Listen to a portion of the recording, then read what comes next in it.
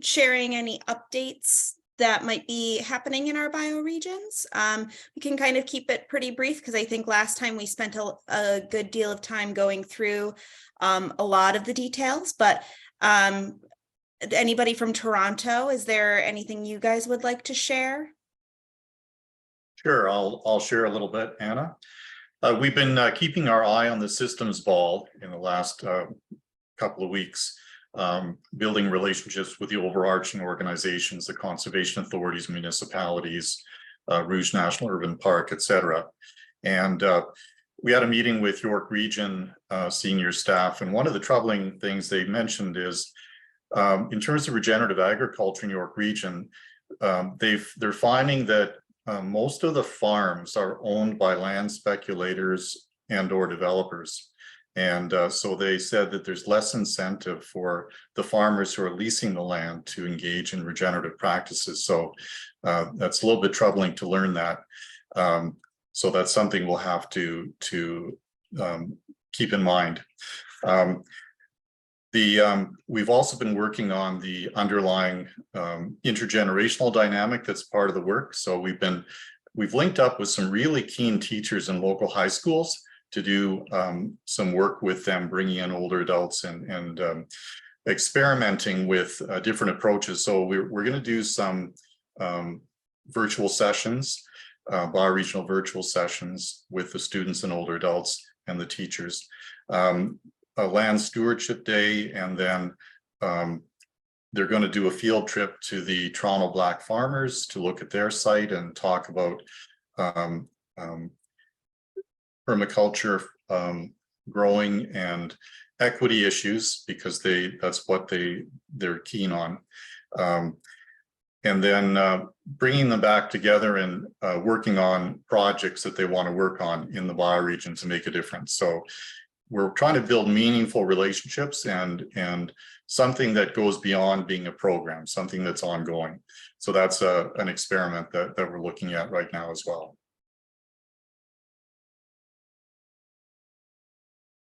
Wow, that's really exciting. You'll definitely have to let us know too when talks with Ethan has been rescheduled. So yeah. Yes, we're working on an email update for everyone involved in 7th Generation GTV. So you'll be getting an email soon with an update on everything. And we just finished editing the recording of the Joe's Caledon session, which should be really great for people to review and refresh, because Joe did a fantastic job with that presentation. Yeah, great. That's actually one that I have not seen, so I'm looking forward to that. Would anybody else from the Toronto bioregion? Well, it looks like Julian is also joining, so maybe we can give him an opportunity to speak. But Elliot, Preston. I'll share one thing. I was at the Erin Common Ground Farmer Forum probably 10 days ago, and lots of regenerative farmers there, and regenerative in the sense that it's economically regenerative for them as well, often within the first year, or if not within the second year. And yeah, I've just joined an organization. It's a land trust organization. And we're looking at ways in which we can incentivize farmers to do more of that long-term stewardship through longer conservation easement agreements or similar legal mechanisms. Great, thank you. Hi, Julian. Would you want to do an introduction? And we're also sharing bioregional updates too, if you have something that's, land-based. That's yeah, sure. Yeah, so still building some momentum with our app Squirrel for seed collectors. Very early days, but we have a strong design wireframe built for it, which is very exciting. So that's starting to go into production, and also partnering with Greening Communities Canada and a group out of Guelph called Dugan and Associates. They run the Network of Nature, which is amongst many things, a native nursery network. And we're launching a mini forest or Milwaukee forest project where our first planting is going to be in Richmond, BC in the spring, but then there'll be a number in Halton region in the fall. So that stuff is starting to pick up steam, and we're building sort of materials so people can participate in growing and volunteering to support these forests. And my daughter Cece has just come to say hi. Here's next generation. Say hi to regenerative crew. Say hi, Cece. Hi, Cece. Cece lives on 20 acres of land with us here, and she's about ready to put her gardening gloves on and get busy in the garden. Oh, you're going fishing. Okay, that's a good start. Yeah, so that's a quick update for me. That was great timing, Cece. Okay, I'll go on mute for a second. Hey, great. Anything else? Yeah, Preston? So one other little tidbit, lens. I don't know much about it, but I did see it in the news and I haven't had a chance to dig into it yet. But on the Indigenous rights and Indigenous culture front, there was a judgment out of Sabo Beach where there's been questions about jurisdiction of those lands between the municipality and the Indigenous nation there. And the court found in favor of the Indigenous nation.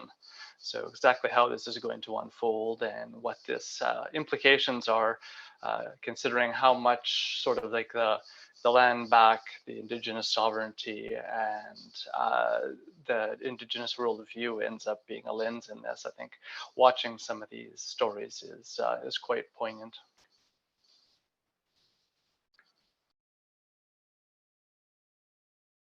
Yeah, thanks, Preston. I wonder if is that based on, is that a factor too from the Pope's declaration that they're no longer doing the or they're no longer supporting the oh, what is it called? Blanking on the name of it, but Doctrine of discovery. that's it. Yes. Is that what this is stemming from? I would doubt that it has trickled through that fast.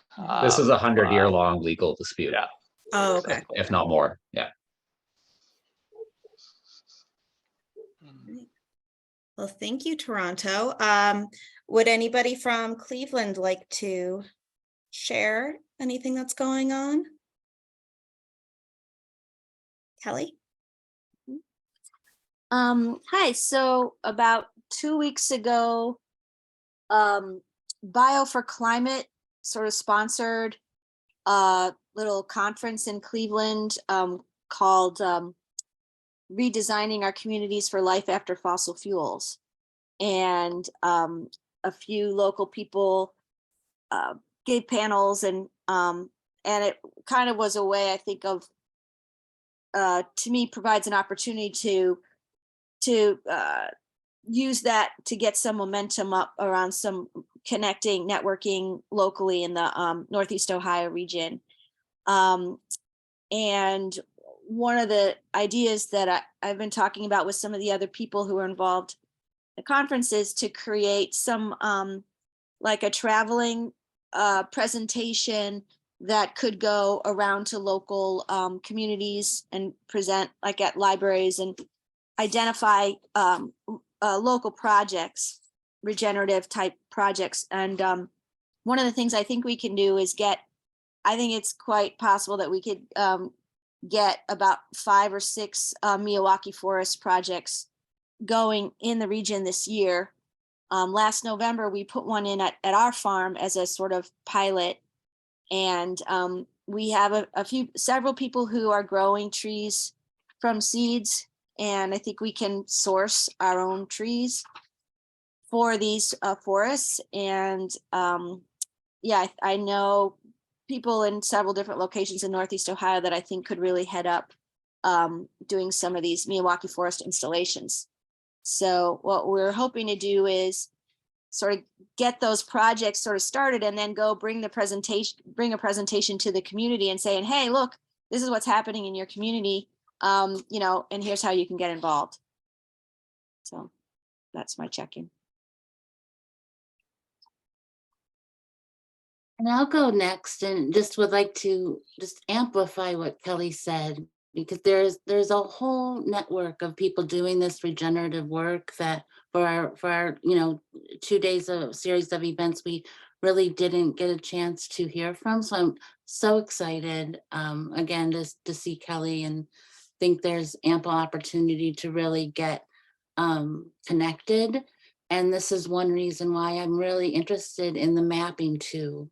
That so on this mapping that people can come forward, share what share what's going on, and we will be able to help their efforts. So I personally, there's stuff that's starting to bubble up at CASE, which is exciting. There's another anti-colonialism, anti-racism climate talk next week. There's been talks at the law school. I think we're just really getting started there. So, I wonder if Peter has anything he might want to add. I don't know if he can talk. Oh, there he is.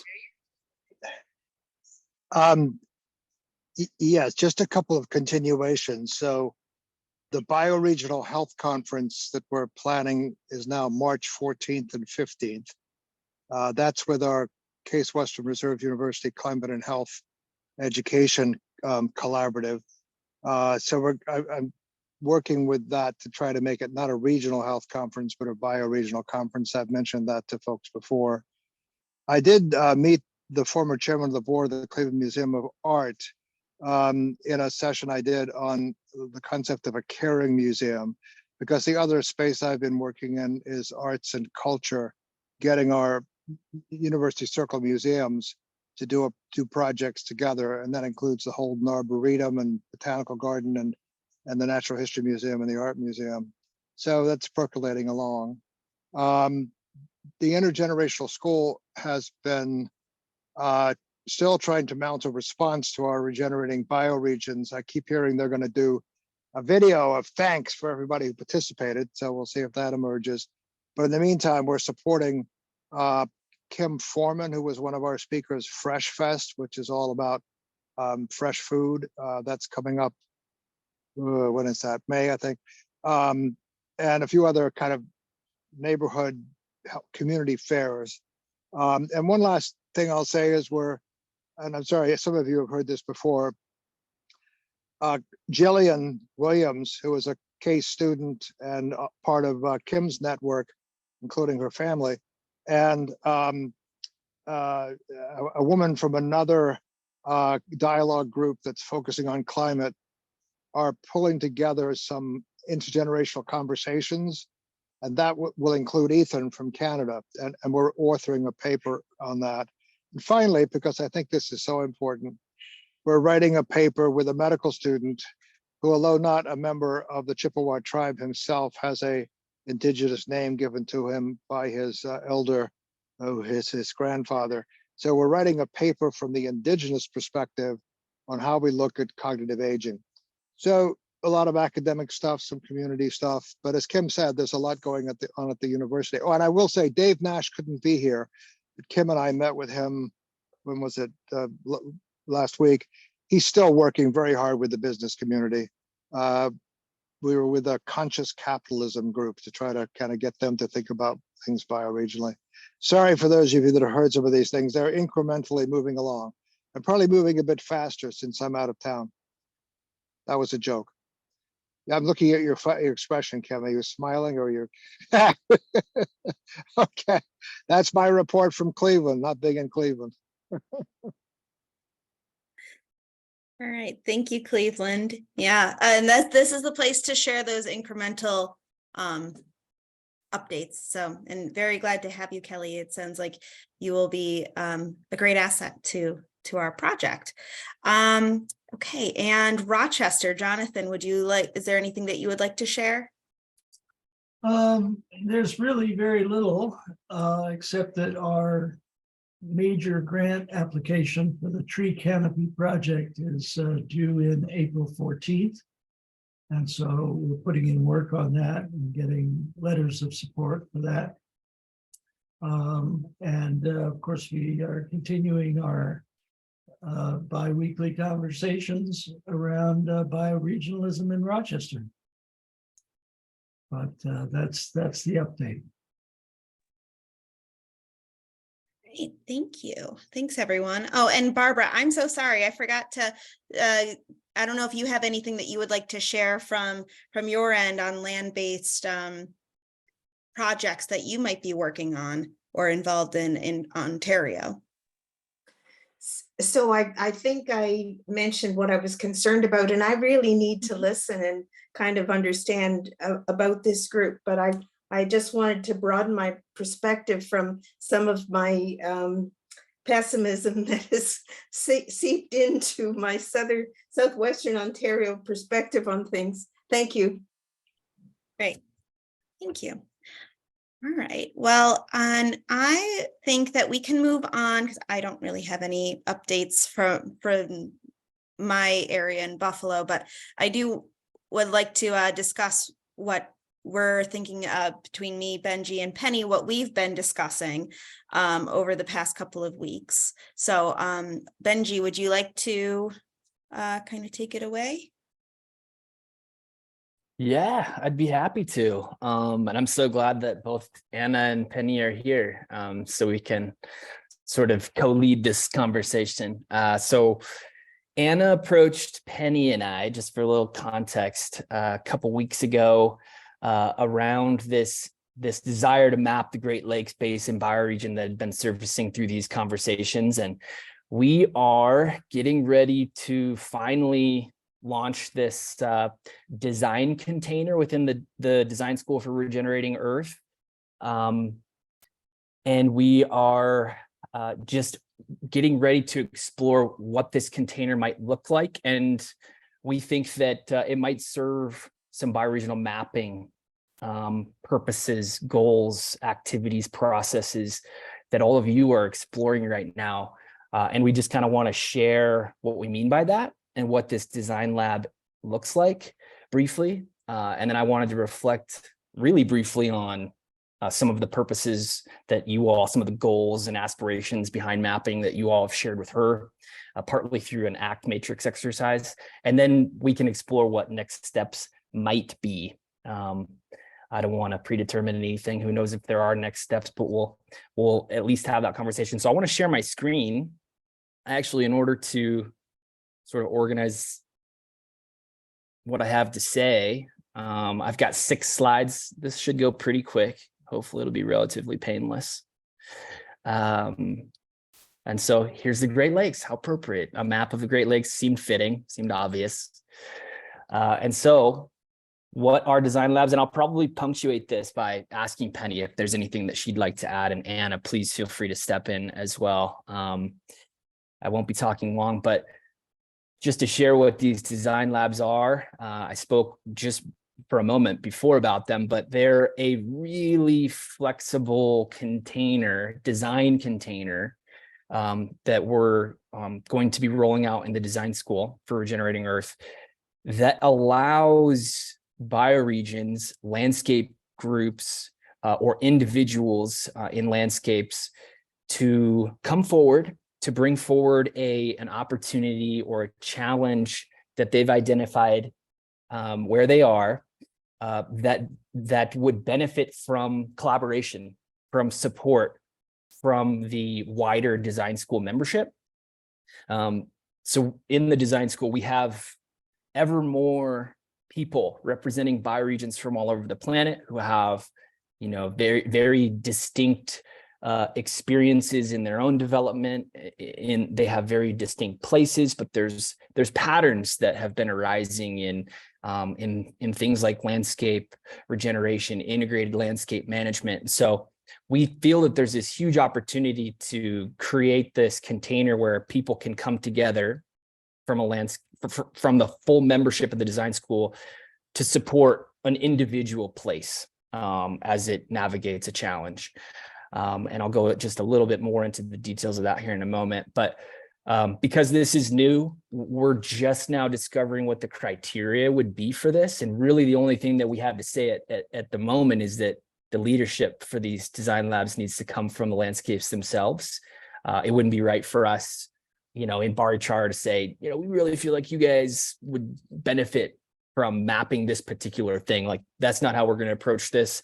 We're going to socialize as best we can that this to our membership that this opportunity, this design container exists, and then we're going to facilitate and host and figure out how we can support the best we can.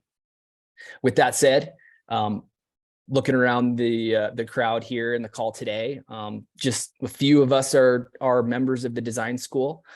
So we certainly wouldn't exclude anybody else who's in the landscape from participating. So everybody on this call today would be able to participate in a hypothetical design lab for a bioregional mapping process anywhere in the Great Lakes.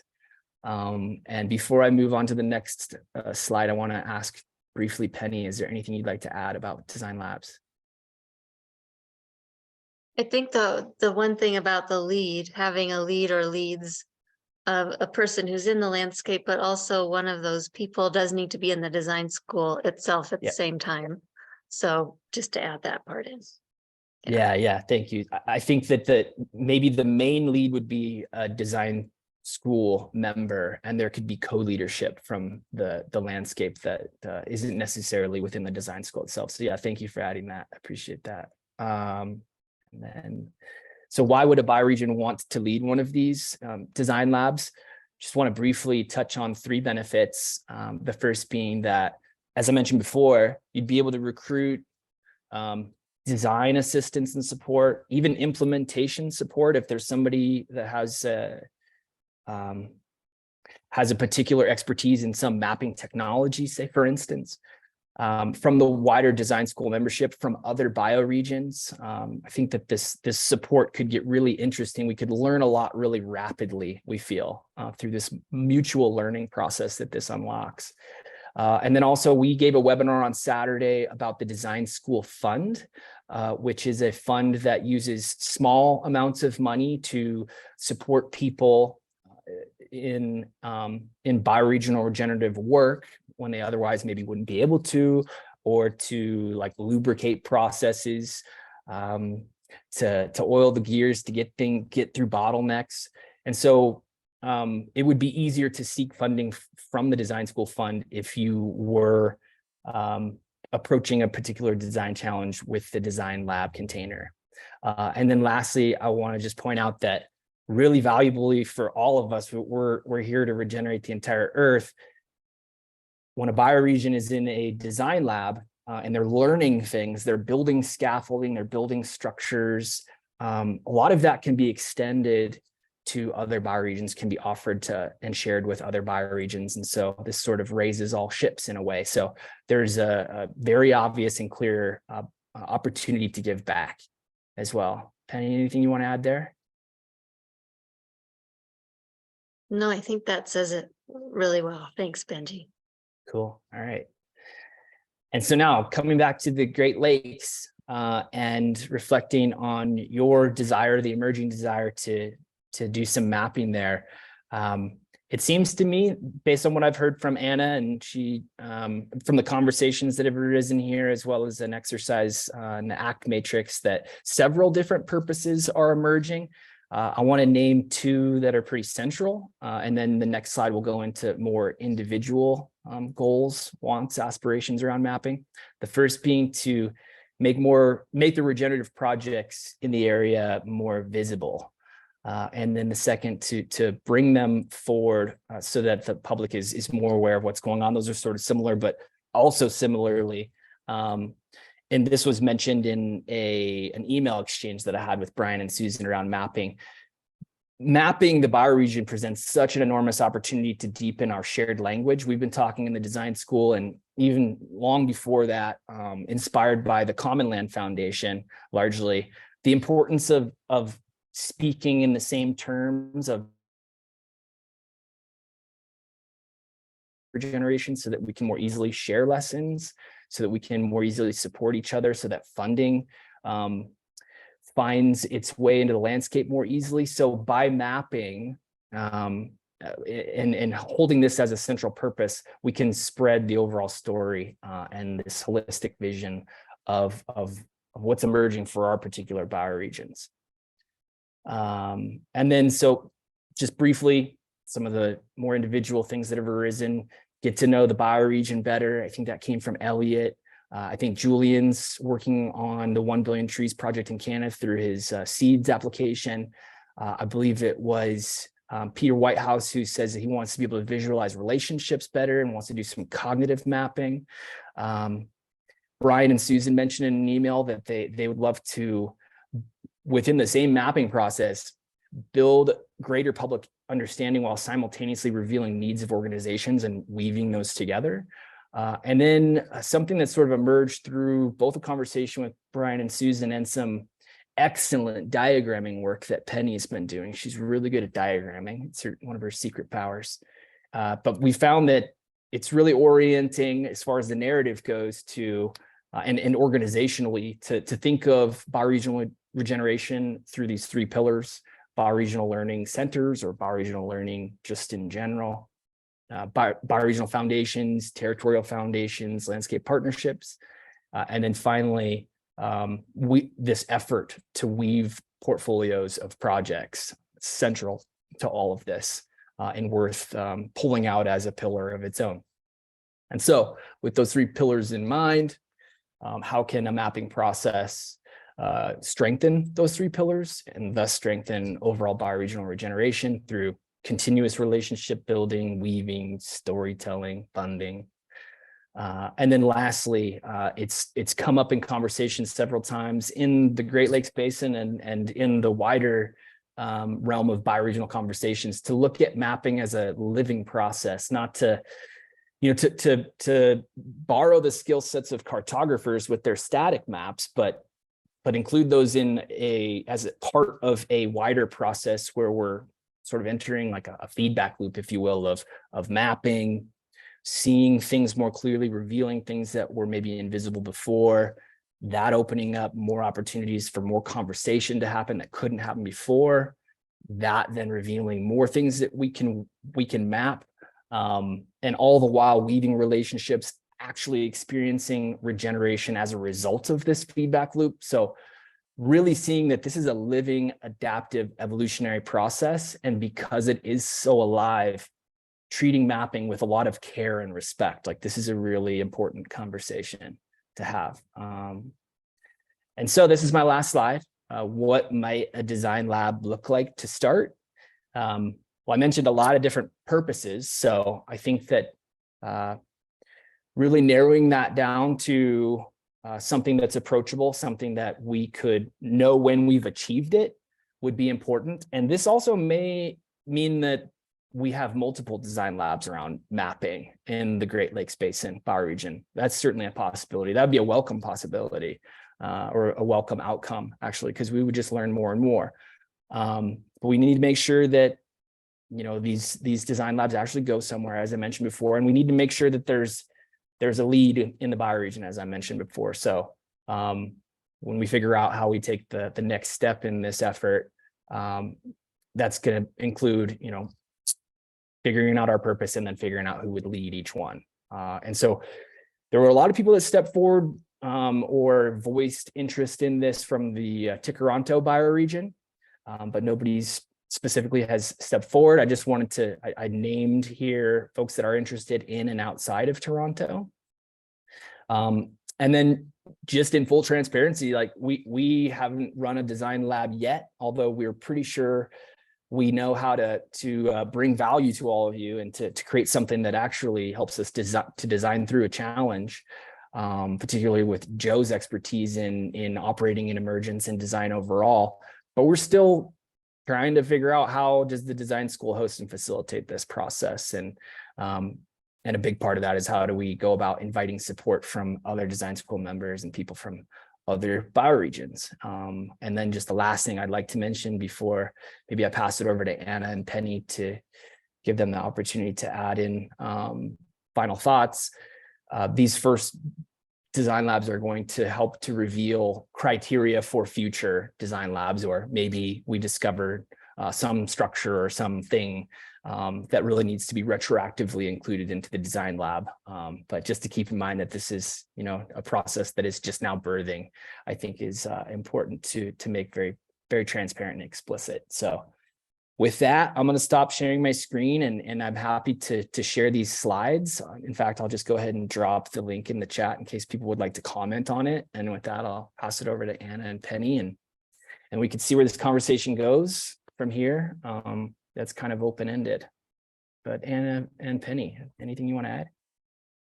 No, I think that I'm glad that you were able to present that, Benji, because when you kind of put everything into a document and shared it with us, I was like, that, this is a great summary of our discussion, and I think a nice summary of the past couple of meetings that we've had.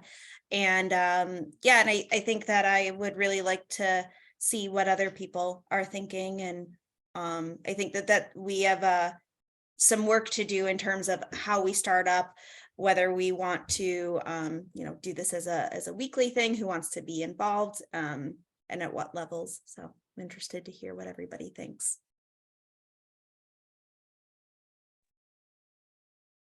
Yeah, I'll just add that I feel like, Benji, you covered everything really well, and I am excited to hear what people are thinking. And I would say probably a first step, if we did go ahead with this, if there were people who wanted to lead, one or more people who wanted to lead this, would be exploring or revealing everybody's like what would they want out of this.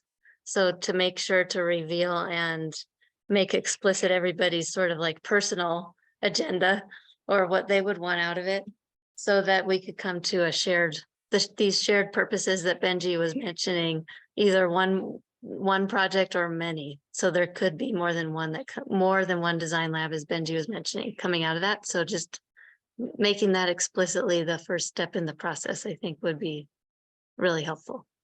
But I am really curious what everybody's thinking and feeling, if this is something you want to explore.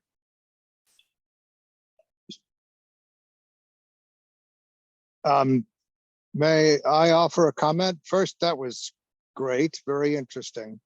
One thing I failed to mention in my Cleveland report is after our regenerating bioregions, we found out of an organization called the Northeast Ohio Area Coordinating Agency had just announced they were doing bioregional planning. And I just looked at their website because they also do GIS mapping. So we actually have, this is not something I had anything to do with, because my interest actually was in mapping ideas and thoughts, particularly around trees, but coming back for a minute. So even after the conference, I reached out to this group because they're the right political unit to think of things as a region. It's not the city of Cleveland, it's not Cuyahoga County. It's not bioregional exactly, but it is Northeast Ohio. So Kim, and I'll have to share that with Dave and Jillian also.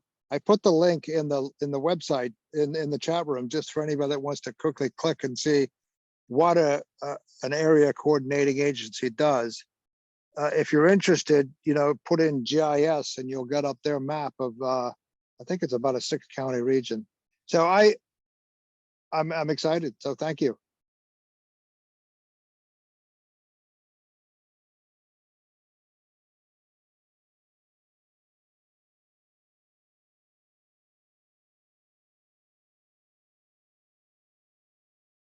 I could share. Elliot and I were kind of riffing on this informally about a week ago. I personally don't have the ability to lead, but certainly interested in the mapping. We were talking about like whether we choose a watershed as sort of the test mapping area, which would then help us understand what exists in this watershed as far as organizations and community groups and activities, and define what regeneration looks like and means in the context of that watershed, both ecological and social regeneration. So I'll put that out there as something I took away from the chat with Elliot. Yeah, I'll jump in. Benji, that was a really great summary of the different factors to keep in mind. And I know that Elliot's document had covered off some of those, and there is a lot of layers and complexity to doing mapping, because you don't want to constrain yourself too much in terms of the map is not the territory. And if you get too focused on in a certain mindset too soon, it can take away from a broader view of relationships. So it's a challenging process, and defining a small experimental project would probably be a good way to go. And I think even if a group could look at what GIS, what other software is out there to help map an area, and how much information and how easy is it to use, that might be useful. Because right now our activation core team is focused on the bigger picture and building the relationships with the overarching organizations, I wouldn't have time right now to lead any sort of initiative. And as I said, I don't want to go too detailed too soon that we lose the bigger picture in the greater Toronto bioregion. So those were my initial thoughts. So I'll open it up to other thoughts.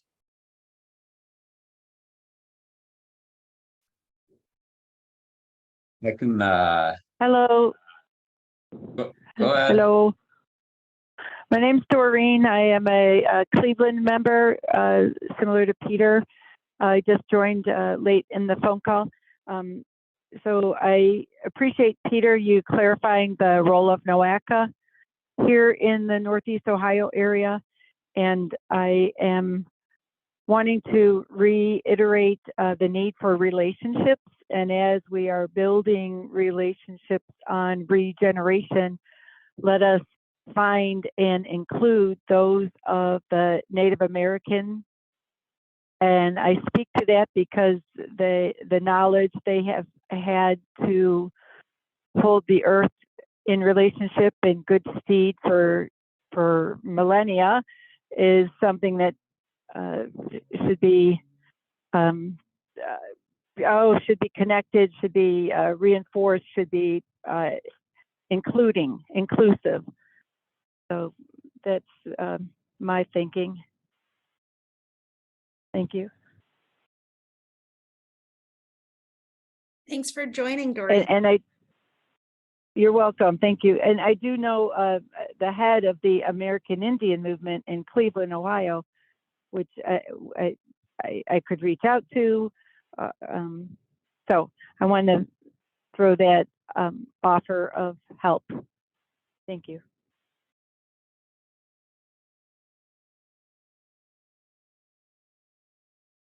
I got a few thoughts here, but feel free to cut me off at any time. So, and I don't know if I can share my screen or not. Oh yeah, I can. Okay, cool. So can everybody see this? Not yet. Not quite yet. It's still saying it's starting. Oh, there we go. You can see it. Okay. So this is that NOACA map that Peter shared, and I've got the watersheds up here. You can see the political boundaries underneath it. And then these are the federal aid truck routes. This is an ArcGIS online platform, which is one of the common ones. The other one is Google Earth. Then there are also, let's see here. That's not the one that I want. That's not the one that I want. It's hidden behind this bar. Bear with me one second. There's also a program like this, which shows all the permaculture farms in Ontario. But there's some more information along the side here. And you can even take this further by mapping relationships between farms or whatever the unit is that we're mapping. Then there's also some previous mapping projects like the Great Lakes Common, which is no longer active. Okay, they've got all kinds of cool stuff in here, including like how to interpret legislation and policy. different bits about how pollution and mental health and things like that interact, as well as when they had the map up, like where stuff was happening. Then there's also ones like Organic Consumers Association, which maps organic farms in the USA, and another one somewhere around here. Yeah, this is Regeneration Canada. So similar organization that when you click on these, it quantifies what makes them regenerative. So having said all of that, my main point from that one is that there's all kinds of maps out there. So what can we learn from their process? What do we want to copy and what do we want to do differently? I can stop there. I can go on to my next point. Yeah, keep going, Elliot. Would you also mind sharing the Great Lakes Commons link at least in here? We had Paul Baines join us for one of our early meetings, and he had mentioned some of the mapping projects. So sure, yeah, I'll drop those links in there. So after I went to the talk in Caledon for the bioregional activation, I've been in love with maps since I was like 5 years old, drawing them. So it's like I do this as a hobby basically. So after that Caledon meeting, I basically was like, okay, cool, bioregions, I've heard about it before, I've explored it a little bit, but let me get really into this. So I'm not going to go through all of these, but basically looking at all of these different features, and it really gave me a better understanding of how the bioregion worked. Why is this part of Southern, and I focused on the Toronto bioregion for this. So why is this part of Ontario different from that part? Okay, well, there's like bedrock. Okay, where are the fault lines? What about the topography? What are the drainage basin divides? And I even got into, okay, like how did the glacier retreat and how does that shape our landscape? Yesterday, I was looking at pollen records from 10,400 years ago to present. And then you can see the influence of when there was more charcoal and how the oak and the chestnut increased because there was prescribed burning. And anyways, all kinds of stuff. So, you know, watersheds and which way the water flows, wind, but then also like beyond those things, you know, like there's animals, there's all of that. It's also we as humans define this bioregion. What are the shared cultural traits? What are the languages that are spoken here? What do they tell us about the landscape? So all of this is like a real quick and dirty presentation to just say, okay, here's like a basic overview, and we can have discussions around each one of these. And this is something that other people can use when you go and meet with whoever, York Region or your neighbor or whatnot. And we can crowdsource it. And as long as we're kind of keeping sort of logical categories to put these maps in, it's an idea. And then one more thing, thanks for your patience. Let's see here. After our meeting 2 weeks ago, I put this together just as a suggestion on how we could get started. So starting to think about what is regeneration, just so that we're, even if the projects aren't like fully regenerative yet, that they're in that process. And all of this can be changed, right? I'm just flying by the seat of my pants here, more or less. So, you know, there's some theories here. There's some good articles that I found that provide more context. And then how we map it. Very similar to what people have been saying here. We don't want to constrain ourselves, but we also just want to try something and see what we learn from the process. And I think it can be multiple maps that are working side by side. Like when you're on a sports team and you're training, you like compete against each other and it makes you better. And then when you come up to the big game where it's like, all right, we're going to shift the whole narrative about what's happening with land use and housing and all of that in this bioregion. Now we're going to win that big game. So, you know, stay within this donut, the donut that we can live in, where all of the social shortfalls are remediated and where we come back within the planetary boundaries. So yes, one way we can do that is through watersheds, but doesn't necessarily have to be, right? And it doesn't have to be just one map, because we're never going to get all this information on one map, and that's not how our brains work either. So things like this watershed map can be informed by the fish and 3,000 other things. So yeah, we pick a theme, we pick a landscape. I can share these presentations with everybody as well. They're in the Earth Regenerators chat, because I know I'm flying through these.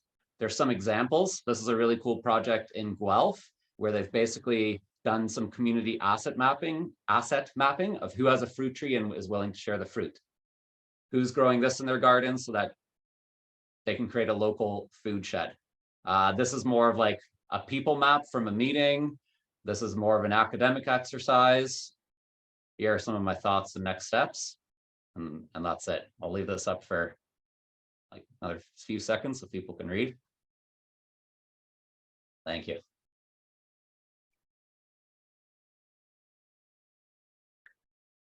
Yeah, I love all the information you pulled together, Elliot. I looked at it when you posted it in the Earth Regenerators chat after our last meeting.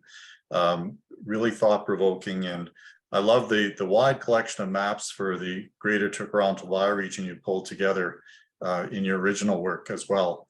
To your knowledge, any of those map approaches that you quickly showed at the start, like Regen Canada and the others, do they allow you to layer? Like, it'd be really great, really cool if there was mapping software that allowed you to layer in different aspects of a bioregion, and then you could select which layer to display and go from one layer to the other.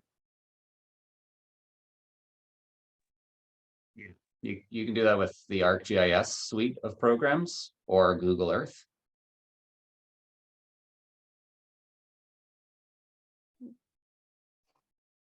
Yeah, go ahead, Kelly. Yeah, like I really like this idea. What I think would be exciting for me to see would be a map of like by category, like who's doing like herbal medicine, you know, and then you could find out all the people who are doing herbal medicine and like who's doing you know, like social permaculture, like, you know, time bankings or alternative education things, and who's doing you know, who's doing regenerative, like a restoration of, you know, different lands and so on. I think it would be really cool that, like, yeah, to be able to identify those, you know, a set of interests that people who are just even just getting into it, you know, like just a person who's like, I really want to learn more about herbalism or some subject, and then they can actually find local people who are doing it.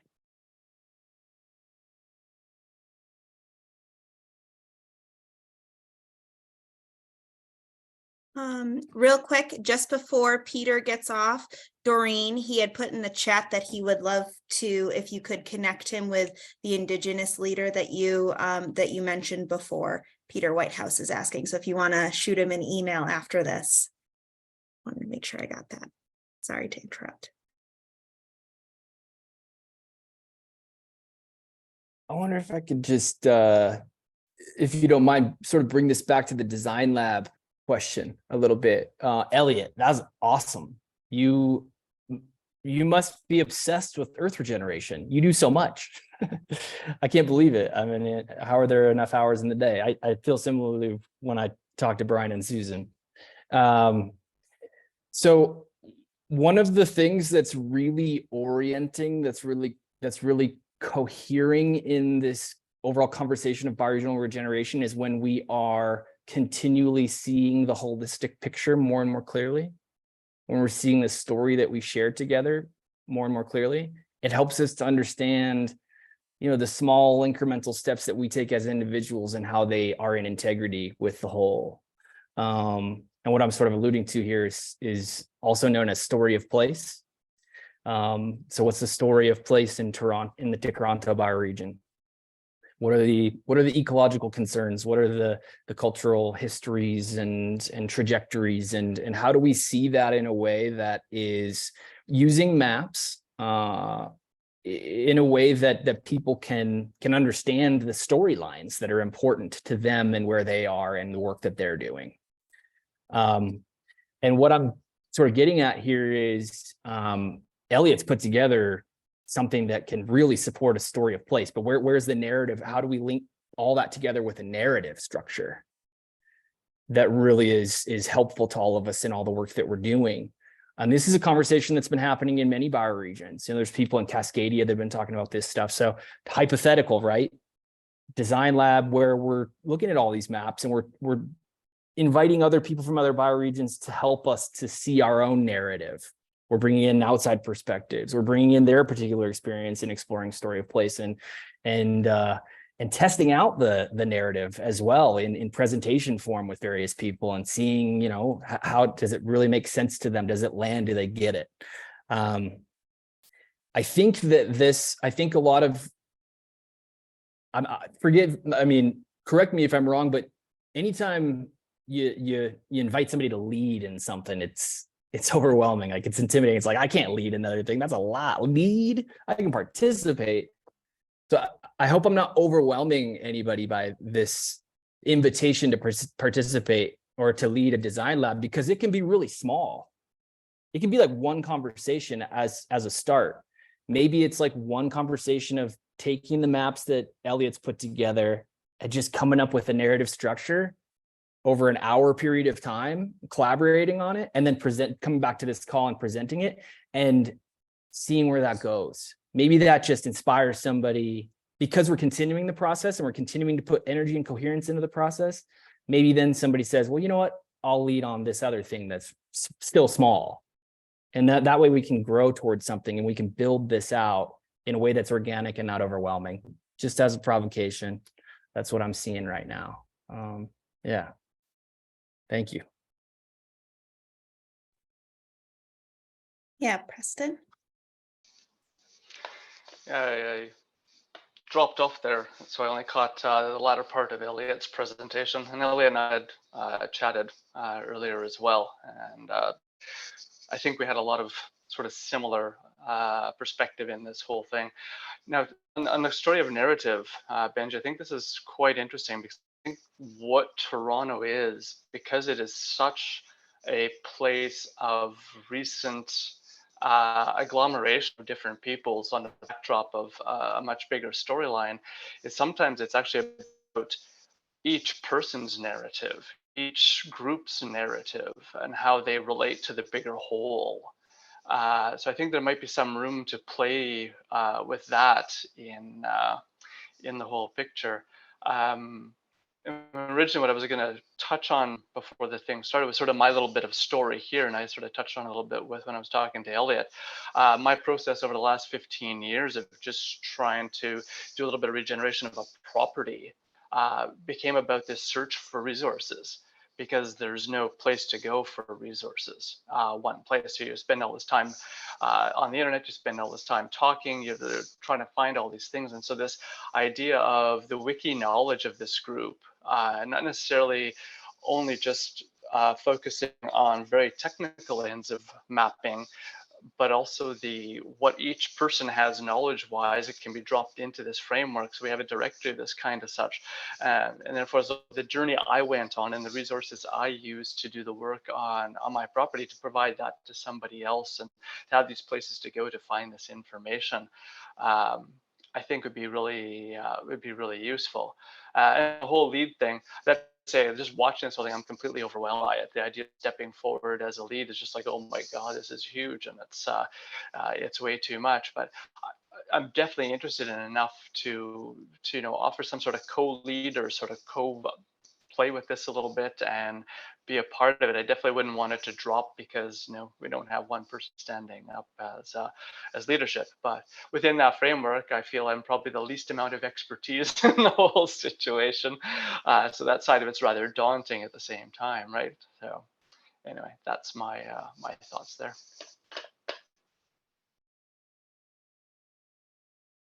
I would second what Preston's saying. I would hate for this to get we wouldn't move forward. So I would definitely like to lead, but also I do not feel like I am the authority on mapping. So, but if that can help, I think that we could get a group to support this, because we clearly have a lot of really great minds in this group, as well as in the design school, to support it technologically. Penny. just to add around, like thinking about a lead, what does that actually mean? I would just say it's in order to get like a project manager type, somebody who'll set up the meetings and hold the container, hold the process. It doesn't need to be an expert in mapping, but somebody who can hold that container for the process to move forward. And then the different aspects of the mapping, people can step up and lead different aspects.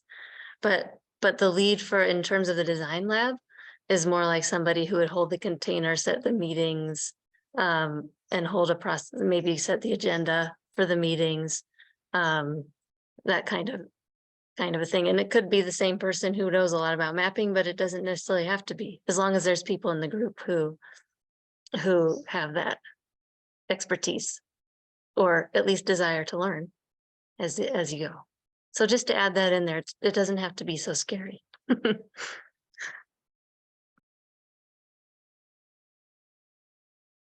Yeah, I would just say that any meeting that Anna and Preston were to convene would be a brilliant meeting. I mean, I don't know how much better you get as far as what we know takes, to have a meeting be successful. The leaders are actually, it's so much even better. People pay people who don't know anything about it to facilitate, because they understand process and they're, sensitive to people's needs, and they're watching body language, and they're making sure people aren't talking too much and asking people who've been quiet, and then making sure that the experts have a chance to give their perspective, and letting certain experts know, if you're going to be there, I want you to know, I need you to be there for this, and I'd like you to lead that part of the discussion, or I'll lead it, but I need somebody to know when we're complete, or if we're just looking at one part of the elephant, and that kind of thing. So I think Preston and Anna would be a great team to lead personally.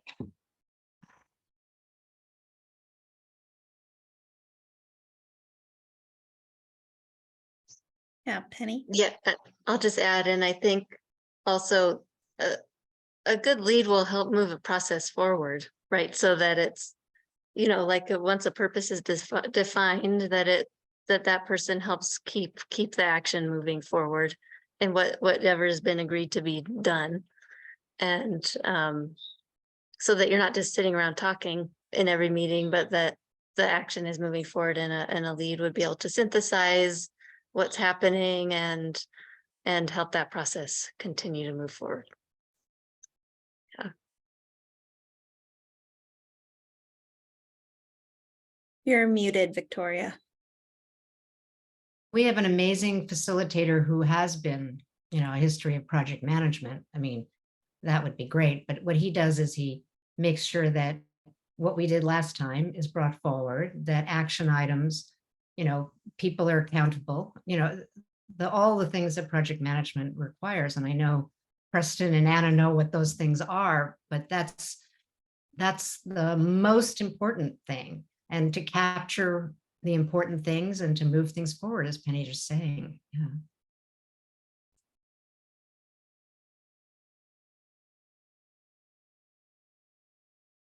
Go ahead, Kim. Yeah, so when we met 2 weeks ago, I think it was Julian, I'm not sure, but someone said they would consider a project later in the year with their company Accenture. And I was curious to know what that was.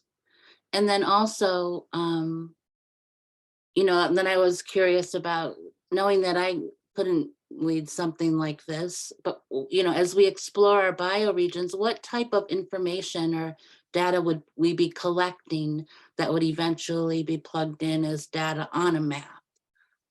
So I'm kind of like there in my thinking and not in an organizational sense. So I don't know if there's I don't know if there's a role that Accenture would or could play, but I was curious about that because it was brought up at our last meeting. Hey, I'll respond to that quickly. Yeah, there is a September round of proposals that we can participate in. That doesn't guarantee that it gets accepted and gets funded.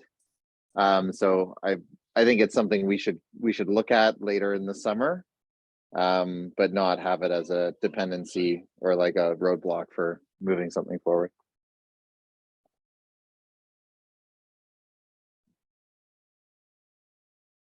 And correct me if I'm wrong, Julian, but Accenture would still need information on what we want the product to be, products.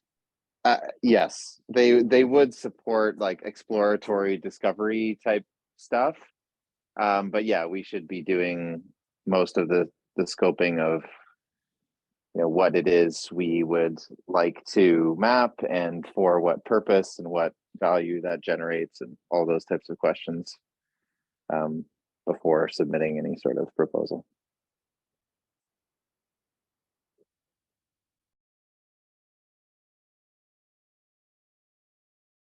Go ahead, Benji. Just really briefly, I wanted to extend my my assistance, support, facilitation services of any kind to any leadership team or whatever you want to call it that steps forward that wants to see how to move this ball forward, even if it's just a little bit. I would come to any call and be available to lend my perspective and loop in the design school, wider membership, other bioregions in any way that it would be helpful. So I just wanted to make that very clear.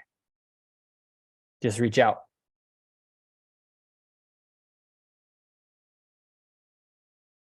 And yeah, in case it wasn't clear from all of those maps that I was showing, I'm happy to help out in generating maps in many different forms. And yeah, just let me know how I can be of service and I'll act within my capacity.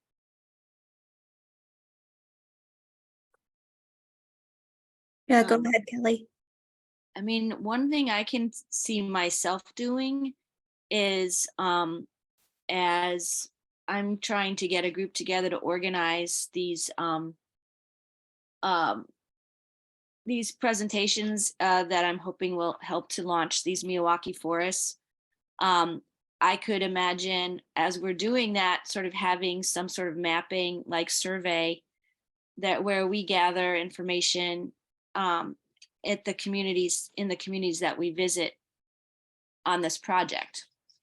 So that's where I would see myself like fitting into this, is like maybe helping to create an instrument for gathering data and as a sort of prototype maybe. And then gathering some of that data over what I'm assuming is going to be the next, 5 or 6 months. Oh, sorry. Quick thing, just the key thing in that little table that I flashed up on the screen is shared language. So when we're collecting data, if it's shared language, then it's super easy to just put it in an Excel sheet. I can attach coordinates to it or whatever and import it and create all kinds of different symbology and layers. But that shared language should be one of the first things that we start to explore.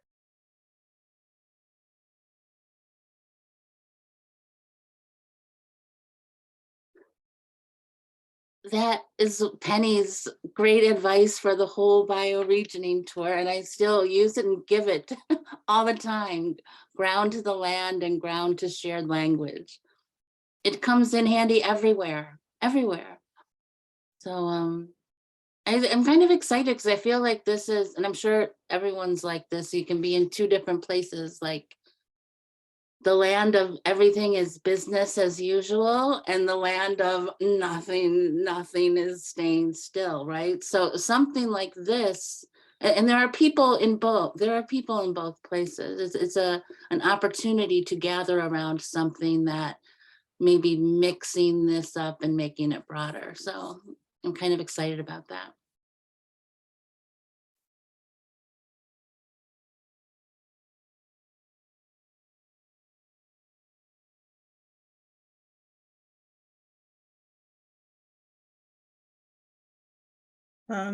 Okay, so I think that as we're kind of coming close to the end of our time, it sounds like we have a consensus that this would be something we do want to pursue. And perhaps the people who have mentioned, so Preston, me, Elliot, and then I know that a couple people have said that they would be supportive of, participating, like Julian and Brian. I think maybe we could discuss meeting again and kind of seeing like the people who are actually going to be participating, where we would want to go next. Would that be a good next step, Benji and Penny? Yeah, well, and I guess wondering, does this sound like a good design? Do you want to do this as a design lab in the school, or do you want to, you're not quite sure yet and you want to meet before that to discuss? I mean, I have my answer because obviously I invited you guys here. So, but I don't want to make the decision for the other people who have said that they are interested in doing this. So I'm good with whatever. How about whoever's going to participate in this? How do you feel? Maybe just go around the circle and see how everybody feels. I think it would only benefit the process to involve the design school because it brings in more people and resources. Am I wrong? Is there a disadvantage? The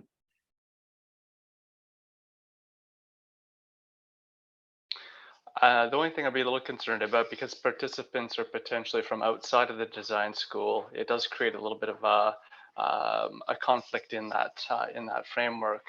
So I'd like to better understand how that would work out. At some level, what I'm thinking too is the amount of resources within Earth Regenerators versus the design school is a little bit of a different scenario, and I'm not entirely sure what the best direction on that sort of thing is, and that's a little bit still stuck in my mind.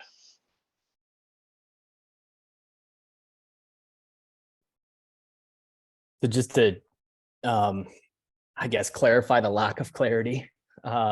This is something we're still exploring, and the way that I see it is, this first conversation, we can just have it within the Great Lakes Basin and include the participants that volunteered in this meeting, and then we can have the conversation around inviting greater participation and support and collaboration from those from other bioregions.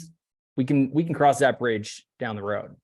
We don't have to post a public event right off the bat. We can make sure that the folks in the Great Lakes Basin are clear on purpose, are clear on what they'd be looking for in support before we went in that direction. I think that's a good idea, Benji. Thank you. Because I agree. It should be based on what the people in the bioregion, especially if it's going to be Toronto or Cleveland or wherever it's going to take place, their focus should be the primary source of our guides, whereas everybody else comes in and supports with capacity. Does anybody else have any of the people who said that they were interested? Does anybody else have any thoughts about this being a design lab?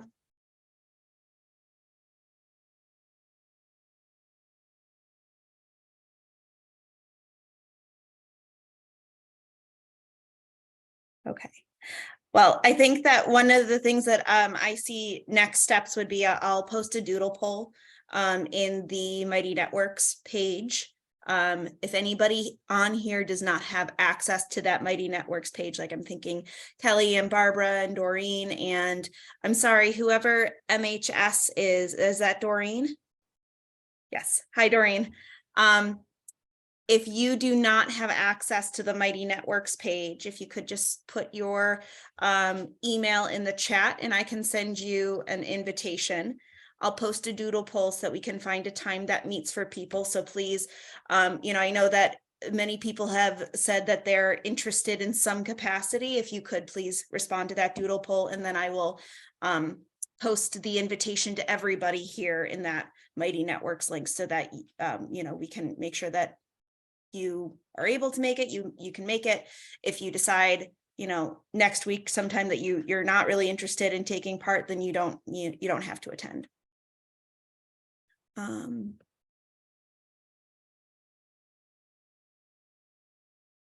Okay. So does anybody have anything else they would like to add before we kind of go into checkouts?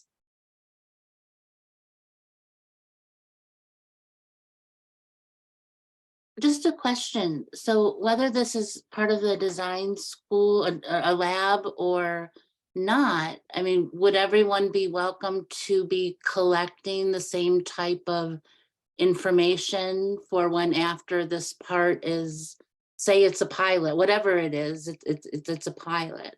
So we could all be helping each other regardless of what the structure looks like. And I guess I'm still not totally clear on design lab, and I'm open to anything, whatever you want to do is all just fine. But is a way that we all can stay together and be working on something, whether or not there is a design lab circle within the circle. Yeah, I think generally the way that I think about it is the process is owned in the bioregion. Design school is just support. We hope to just be additive. We hope to just bring additional capacities. But as far as information sovereignty, it's fully yours. As far as the structures that are built out, they're fully yours. We will have the intention and purpose as the design school to share lessons that are learned and share scaffolding, share structures that are put together with other bioregions in the interest of this, being a planetary effort. But yeah, the bioregions themselves have full sovereignty. You can invite whoever you want and do what you want with information, is how we're looking at it. And perhaps this can be a further discussion too, when the team that actually wants to work on the maps, in our first session, we can have an open discussion too. But yeah, I think that, so thinking of it as it's everybody here, anybody in our bioregion who or in the Great Lakes who would like to join this activity, plus people from the design lab can share their time and resources to support it. Sorry, I don't always remember to put up my hand. It's kind of like almost like a granting project where it's like people 1, 2, and 3 are doing the grant project and it's supported by WWF, except WWF is the design lab. That's kind of how I'm seeing it. Mm-hmm. Yeah. Yeah, like one of the example Joe gives to think about this is like if you think of a university and there's somebody in the university that wants to do a project. And so that's associated with the university, but they can pull in people from all over the place, but that person is in the university to be able to start it and say, so if you think of it that way, that really the design lab aspect of it is just so that the members of the design school could participate and help and support, and they could learn from the process to help bring the learnings into their bioregions. So it's like an additive, it's just an additive aspect. But there can be anybody in your bioregion in the process. And this would be kind of like this group is a more overarching group, and then this would be a side group, or a different aspect. Yeah. If I could just add one thing to this, when we Joe's been basically writing and thinking about all of the patterns and the cluster of concepts that's resulted in the founding of the design school for a long time. The thing that I think really makes the design school really interesting and special, and the design school I don't think isn't the only institution or organization, whatever you want to call it, commons, that's doing this. But when we look at planetary regeneration through the lens of intentional cultural evolution, it's so valuable for us to learn in parallel, for the deep insights that one bioregion gathers through, difficult challenges, working their way through it. If they can share that with other bioregions, then we're raising all ships. We're getting to planetary regeneration so much faster. That's the pattern we're trying to discover here. That's the pattern we're trying to lean into here. So I think it's really important to, I mean, the design labs, right? It's just like this little container, but like this is the container that we're really leaning into to explore that pattern and how we as a planetary network of bioregions might unlock that capacity.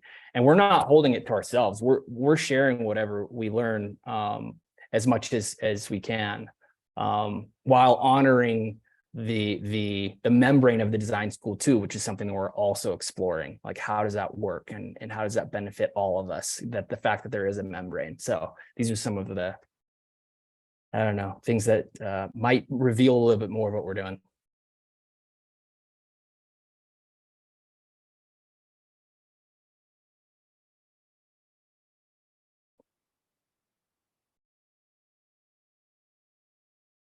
Doreen, we can't hear you. I don't know if anybody else can hear you, but I'm not able to hear you.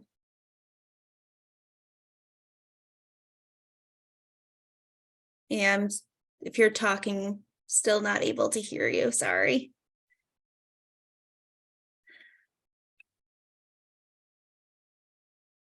No, still nothing. Mm-mm.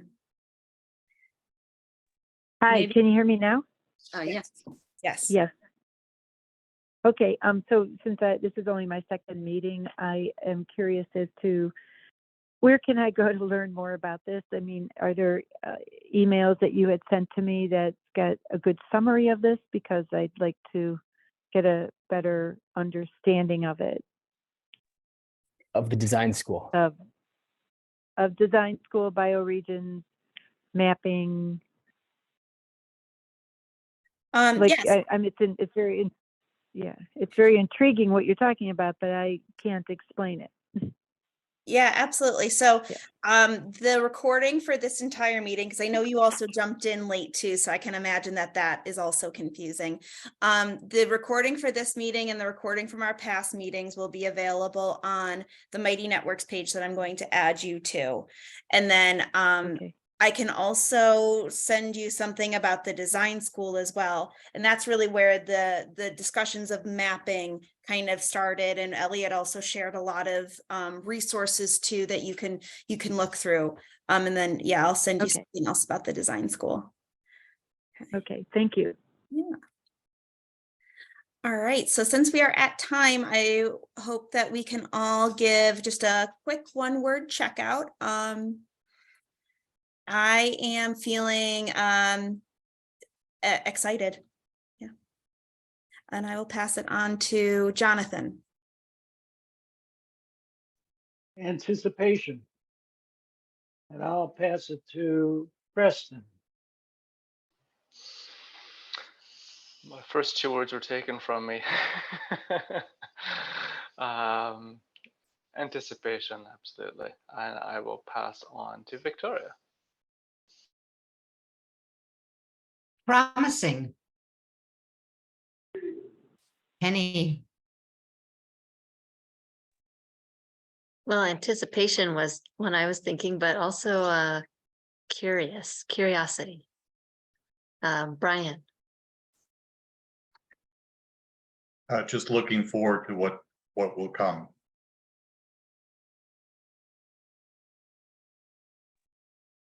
You want to pass it to someone? Sorry, pass it to Elliot. Narrative, and I'll pass it to Barbara. Uplifted. I'll pass it to Jonathan. I already went, so how about Julian? Creation. And I am not looking at the list, so I'm not sure who hasn't gone yet. Can someone help me with that? Doreen hasn't gone. Okay, hi, I'm Doreen, and I am feeling hopeful. And I don't know who to pass it to. How about Benji? I'm feeling potency in this group.